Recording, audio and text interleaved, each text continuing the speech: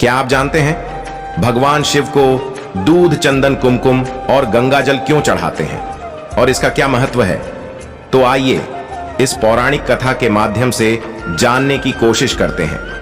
आप सभी का एक बार फिर से स्वागत है हमारे YouTube चैनल ज्ञान पुरुष पर। शिव पुराण के अनुसार जब देवता और असुर मिलकर समुद्र मंथन करना शुरू किया, तब उस समुद्र मंथन से जो पहला रत्न निकला वो था कालकूट विष। जब विष निकला तो देवता और असुर दोनों पक्ष में अत्यंत भय उत्पन्न हो गया। विष इतना जहरीला और गर्म था जिस कारण हवा और वातावरण बदलने लगा, साथ ही ताप की मात्रा भी बढ़ने लगा, जिस कारण से असुर और देवता बहुत चिंतित थे। तब जाकर देवता और असुर पक्ष भगवान विष्णु के पास समाधान हेतु प्रस्तुत होते हैं और उनसे आग्रह करते हैं और कहते हैं, हे प्रभु, हमें विष से उत्पन्न होने वाले बाधा का समाधान करें।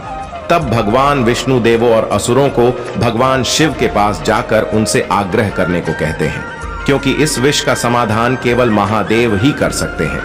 तब जाकर देवता और असुर पक्ष भगवान शिव को समुद्र मंथन में हुई घटना से परिचित कराते हैं और उन्हें इसका समाधान करने के लिए भगवान शिव से प्रार्थना करने लगते हैं और कहते हैं, प्रभु, अब आप ही हैं जो हमें दुविधा से निकाल सकते हैं। कृपा करके हमें इस विष से रक्षा करें, अन्यथा हम सबका प्राण निकलना तो तय है।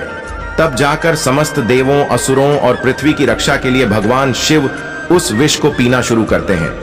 लेकिन विष महादेव के कंठ से नीचे आने से पहले ही माता पार्वती अपने हाथ से विष को भगवान शिव के कंठ तक रोक देती है। विष के प्रभाव से भगवान शिव के कंठ नीला हो जाता है। इस कारण से हम भगवान शिव को नीलकंठ के नाम से जानते हैं। भगवान शिव जब विष को पी रहे थे, तब कुछ सांपों ने भी विष पीकर अपना योगदान दिया था। इसे देखकर भगवान शिव बहुत प्रसन्न हुआ और उन सांपों को वरदान दिया कि इस संसार में जब भी मेरी पूजा की जाएगी तो साथ में इन सांपों की भी पूजा की जाएगी। विष पीने के बाद भगवान शिव की शरीर की ताप बहुत बढ़ जाता है, उन्हें बहुत गर्मी लगने लगता है। तब महादेव चंद्रमा को अपने शीश पर धारण कर लेते हैं, जिससे उन्हें ठंडक मिलता है। लेकिन पूरी तरह से विष का तापमान कम नहीं होता है। यह देखकर सभी देवता भगवान शिव को शीतल करने की प्रयत्न करते हैं, लेकिन फिर भी भगवान शिव की ताप को कम नहीं कर पाते हैं। यह देखकर भगवान विष्णु इंद्र को कहते हैं, हे इंद्रदेव, आप अपना निर्मल जल धारा वर्षा के द्वारा जल की धारा महादेव के ऊपर प्रवाहित करें। देवराज इंद्र भी ठीक ऐसा ही करता है। तब जाकर महादेव को शीतलता का अनुभूति होता है। इससे प्रसन्न होकर महादेव इंद्र को आशीर्वाद देते हैं। इसके बाद सभी देवता और असुर भगवान शिव के मस्तक पर दूध चढ़ाते हैं और उनके शरीर पर कुमकुम और चंदन का लेप लगते हैं। इससे भी महादेव को शीतलता मिलती है। इसके बाद महादेव प्रसन्न होकर सभी देवताओं और असुरों को आशीर्वाद देते हैं और कहते हैं, जो देव या मनुष्य या असुर सच्चे मन से मेरे ऊपर शीतल जल और चंदन का लेप लगाएगा, मैं उसकी हर मनोकामना पूर्ण करूंगा।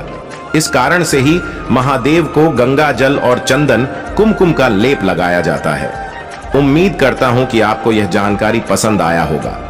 यदि पसंद आया है तो एक लाइक और चैनल में नए हो तो चैनल को सब्सक्राइब करें और अपने दोस्तों को शेयर करें। मिलते हैं एक और नए रोचक पौराणिक कथा के साथ।